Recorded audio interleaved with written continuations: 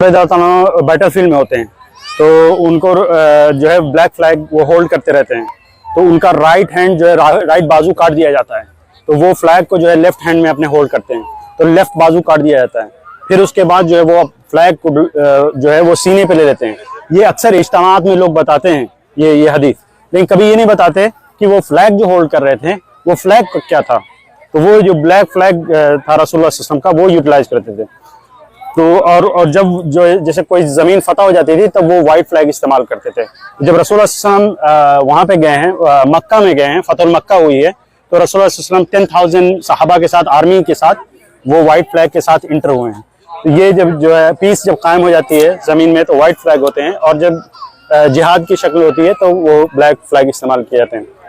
तो वही मैं यहाँ पे लोगों को एजुकेट कर रहा हूँ कि हमारे उम्मत में अभी इस चीज़ की एजुकेशन इतनी नहीं है, तो ताकि लोगों को पता चल सके कि हम इन नेशनलिस्टिक फ्लैग में यकीन नहीं रखते। और ये नेशनलिस्टिक फ्लैग इसको जो है ये ब्रिटेन ने हमें दिया है। जो बांग्लादेश का फ्लैग है वो ब्रिटेन ने दिया है। इवन फ़लस्तीन का फ्लैग जो आज हम उड़ा रहे हैं ये सब ब्रिटेन की क्रिएशन है। इससे पहले हमारे फ्लैग जो वन हुआ करते थे। और आज भी अगर आप स्पेन जाएंगे, वहाँ पे जो इंडिपेंडेंस होती है उसमें ला इलाहा इल्लल्लाह मुहम्मद रसूलुल्लाह का एक लंबा फ्लैग है, उसको वो लोग फोल्ड करके वो ऐसे लेकर के जाते हैं, पेश करते हैं वो अपने इंडिपेंडेंस।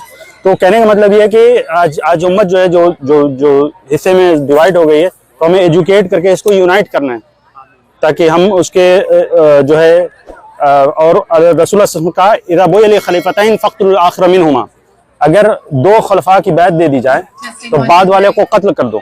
मीनिंग अल्लाह रसूलुल्लाह सल्लल्लाहु अलैहि वसल्लम ने ये अलाउ नहीं किया कि एक के ज़्यादा खलफा हों। आज हमारे पास 57 बंदर हैं, 57 बंदर हुक्मरान हैं, वो खलफा भी नहीं है और सब रूल कर रहे हैं। तो इंशाअल्लाह अल्लाह से दुआ है कि एक दिन जो है अल्लाह हमें वापस यूनाइट करे, हमें स्ट्रेंथ दे, मजबूत देते हैं। जज़ाकल्लाह खैर फॉर लिसनिंग।